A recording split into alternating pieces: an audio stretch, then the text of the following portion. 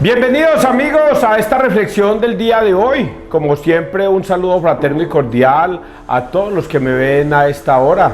Gracias por acompañarnos y vernos, seguir esta reflexión, los pocos o muchos que nos vean a través de nuestras redes sociales y a través del canal que tenemos. Bueno, hoy vamos a reflexionar sobre la palabra de Dios, sobre el tema del... ni siquiera sabría decirle cómo decirlo. No, dejémoslo que todo sea una impresión de la reflexión y tal, para no alargarnos en el día de hoy. Vamos a persignarnos, muchachos, en el nombre del Padre, del Hijo y del Espíritu Santo. Amén. Primera lectura, Hechos de los Apóstoles 16, 22, 34. Pero aquí hay una frase que voy a decir. Cree en el Señor Jesús y te salvarás tú y tu familia. Y ese cree en el Señor Jesús no es, y de una vez se los planteo, cree en el Señor Jesús no es levantar las manos y decir yo creo en mi Señor Jesús, gloria a Dios, aleluya, y no le obedezco. Eso no es. Entonces cree en el Señor Jesús y te salvarás, porque esa frase tiene que ver con una que se llama ¿por qué me llaman Señor, Señor y no obedecen lo que yo les mando? Entonces, para decir yo creo en mi Señor Jesús es yo le obedezco a mi Señor Jesús en todo lo que Él me mande. Porque decir yo creo en mi Señor Jesús, gloria a Dios, aleluya, eso lo dicen los separados y de eso no se trata. Entonces vamos a leer desde ese punto de vista las lecturas. En aquellos días la plebe de Filipos se amotinó contra Pablo y Silas, y los magistrados ordenaron que les arrancaran los vestidos y que los azotaran con varas. Después de molerlos a palos, los metieron en la cárcel, encargando al carcelero que los vigilara bien. Según la orden recibida, él los cogió, los metió en la mazmorra y les sujetó los pies en el cepo.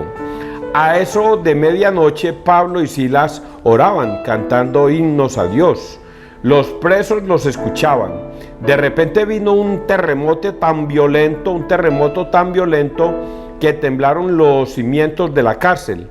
Al momento se abrieron todas las puertas y a todos se les soltaron las cadenas.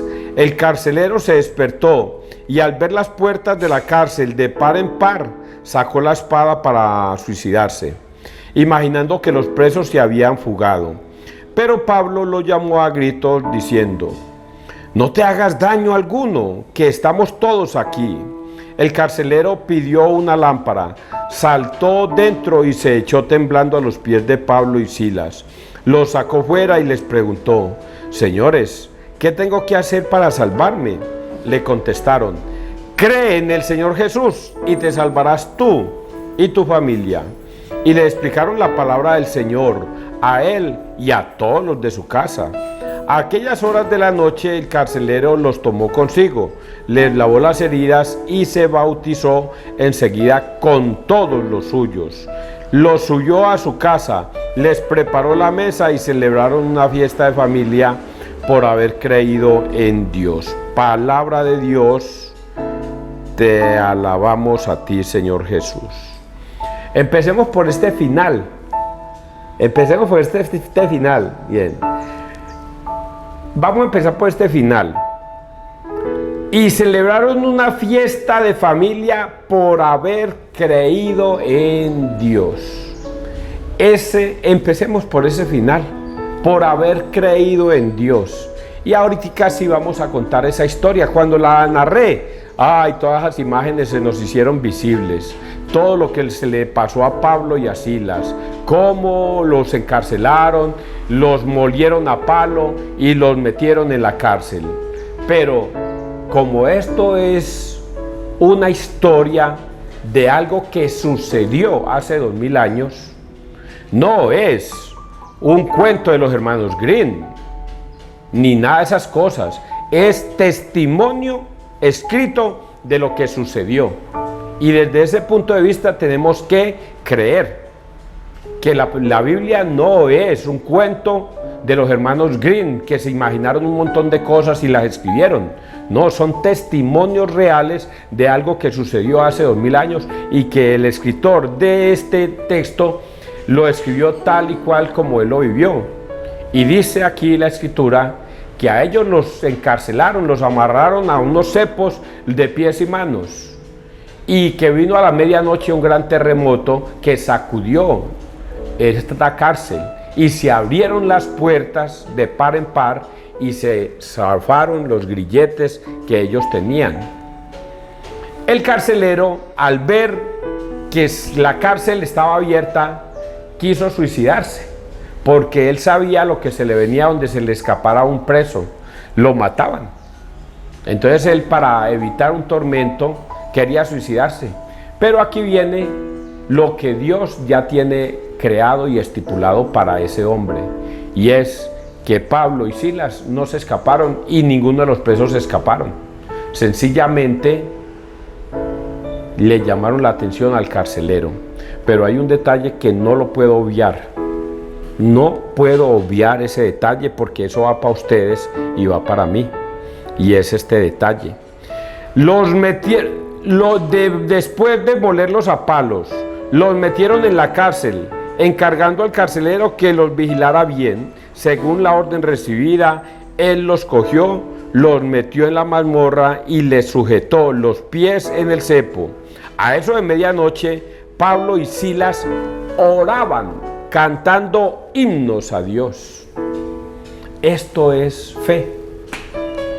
A pesar de que los molieron a palos por causa de Jesucristo, ellos oraban y cantaban himnos. ¿Cuáles himnos? Seguramente los salmos, porque los salmos son himnos y ellos seguramente se sabían muchos.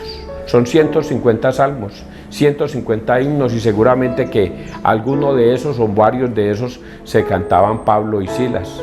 No diciendo, mira Dios cómo me tienes, mira cómo me golpearon por culpa tuya, sino que antes, por el contrario, a pesar de que los golpeaban y los azotaban, ellos eran felices porque trabajaban para Dios. Y ellos sabían que a pesar de esa situación en la que estaban pasando, Dios estaba con ellos.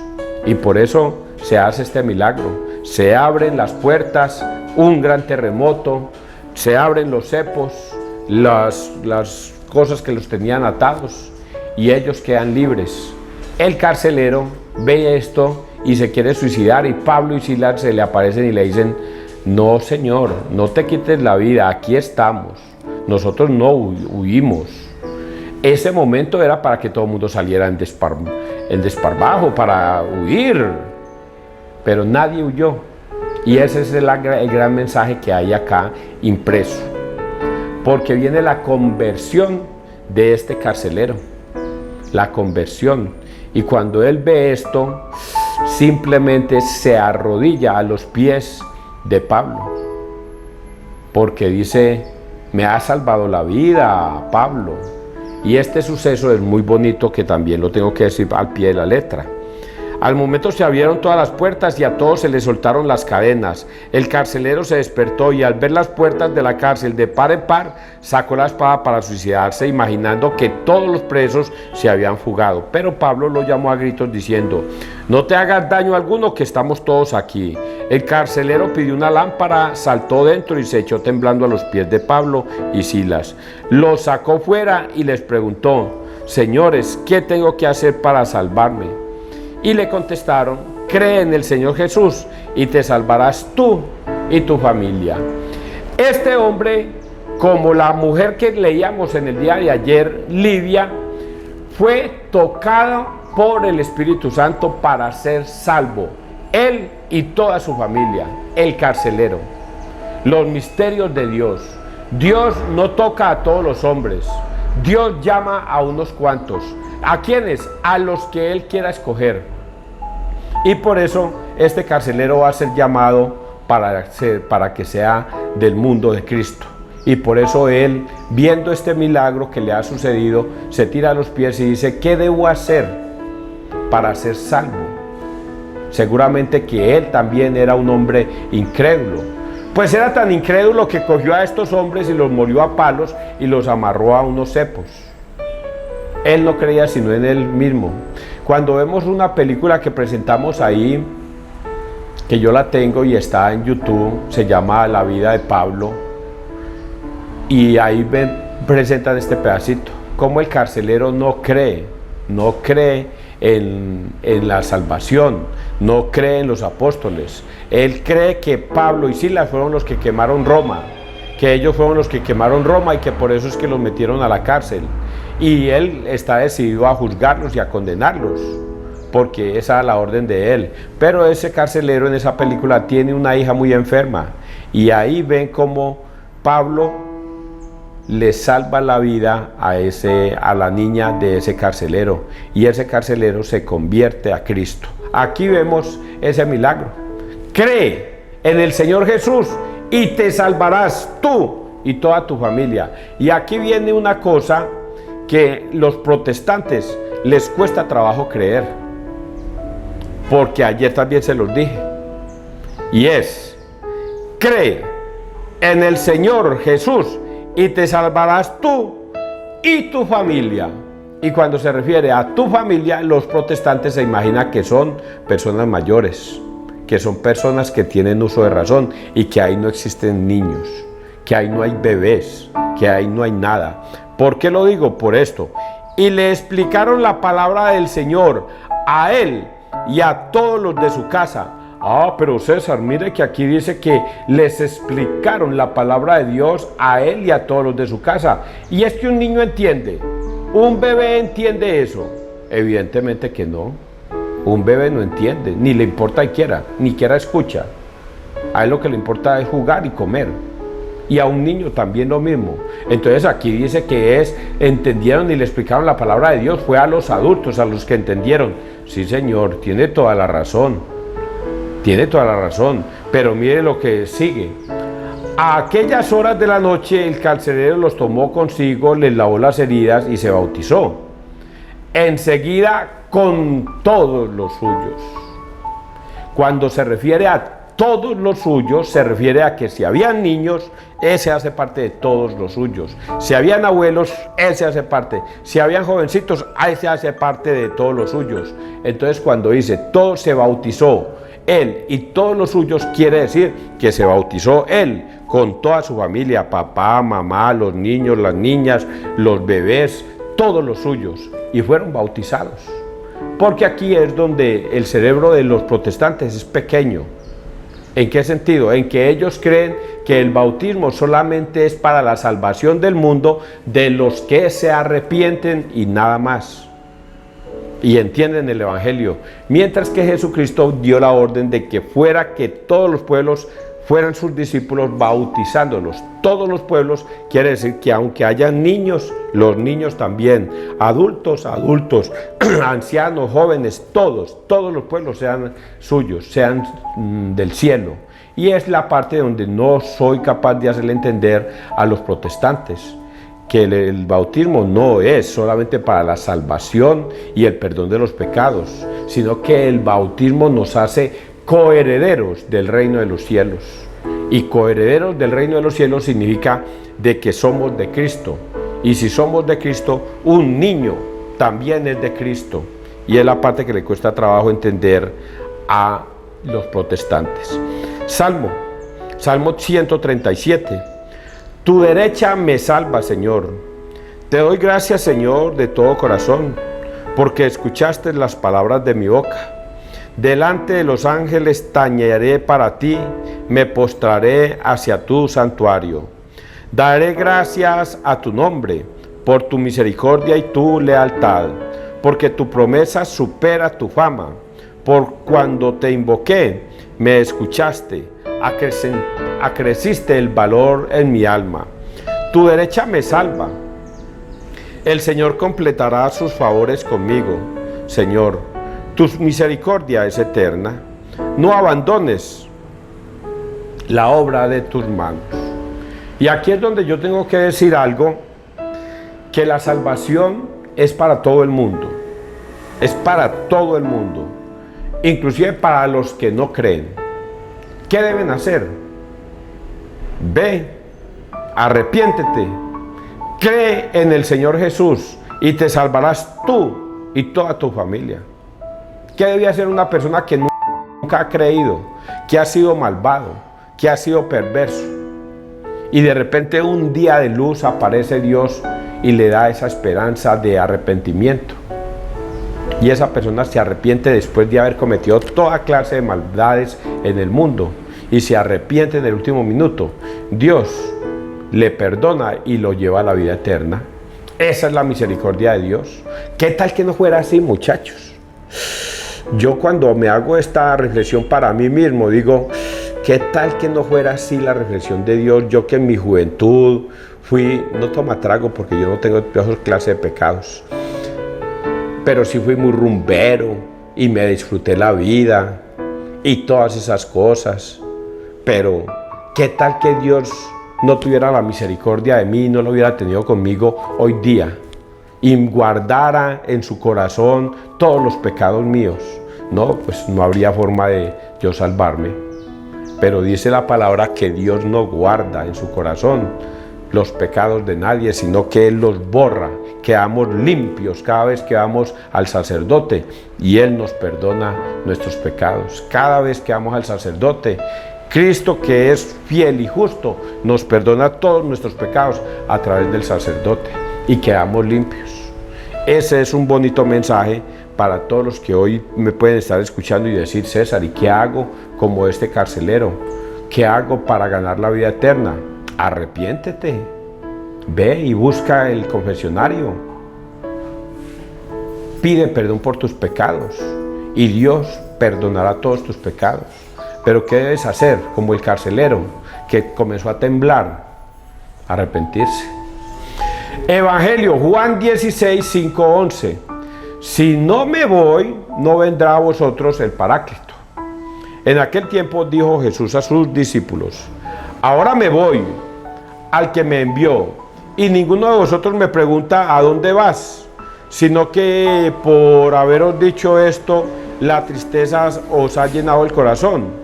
Sin embargo, os digo la verdad: os conviene que yo me vaya, porque si no me voy, no vendrá a vosotros el Paráclito.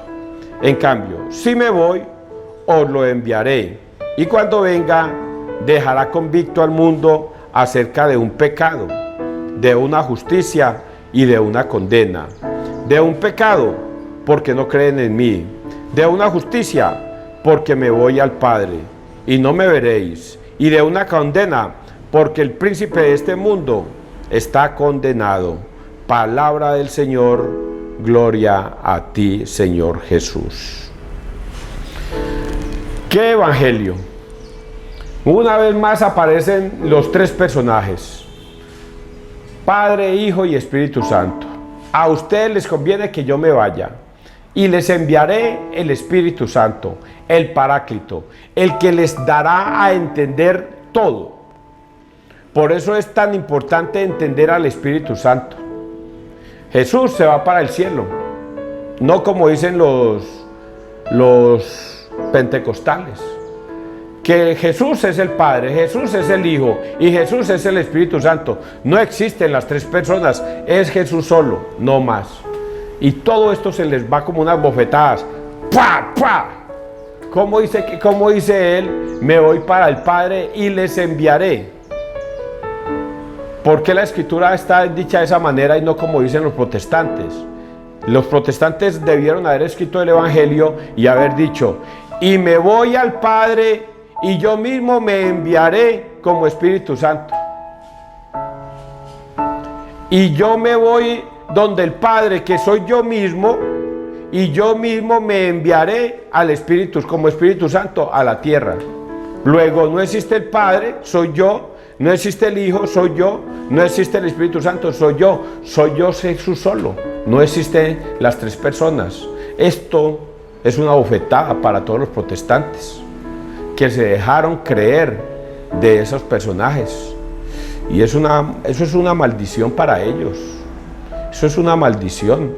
Que es que se me olvida el nombre del que creó el protestantismo en el año 1904, que son que son los pentecostales. En el año 1904 fue cuando se creó esa secta religiosa, y como a él se creó un montón de tontadas porque se puso a leer la Biblia por su propia cuenta. Ahora él fue el que se inventó. Jesús es solo, no existe el Padre, no existe el Hijo, no existe el Espíritu Santo.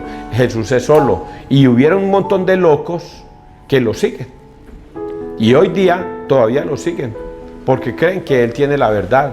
Y van a ver al final cómo la Biblia les va a castigar. Porque la palabra de Dios es la que los va a castigar. Y está escrito en Pablo. Estoy maravillado, sorprendido, de que te hayas separado del Evangelio de Cristo por seguir a otro. Y no es que haya otro Evangelio, sino que hay personas que han venido a separarlos del Evangelio de Cristo. Pero si yo mismo o un ángel del cielo bajara y les predicara un evangelio diferente al que Cristo nos enseñó, sea maldito, sea anatema. Y eso las personas, los protestantes, o no lo leen o se hacen los locos, o creen que esas palabras no es para ellos. Y ahí está escrito. Por eso el Espíritu Santo, regresemos al cuento, el Espíritu Santo es tan importante en este planeta. Es tan importante, no es que sea más que Cristo, porque Él lo dice, no es que sea más que yo, no. Él viene a revelarles la verdad que yo les dejé a ustedes. Y durante 2000 años que llevamos, Él nos ha revelado esa verdad, gracias al Espíritu Santo.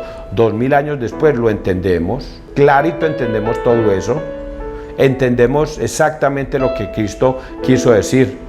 Y al final aparece dos cosas y se los voy a poner como una tareita para que ustedes me lo den a entender, porque a mí me cuesta un poquito trabajo. Os lo enviaré y cuando vengo dejará convicto al mundo acerca de un pecado, de una justicia y de una condena.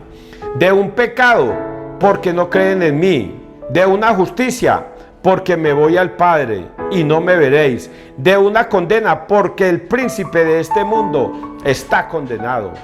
El príncipe de este mundo uno cree que es Jesús y está condenado. No, el príncipe de este mundo es Satanás. La tarea que les dejo es esa. O es Jesús, el príncipe de este mundo, que está condenado a la cruz y a resucitar al tercer día, o se refiere a Satanás, que al final de los tiempos Dios vendrá con júbilo y con gloria y Satanás será destruido y derruido del mundo. Entonces esto es lo que hoy el Señor nos deja.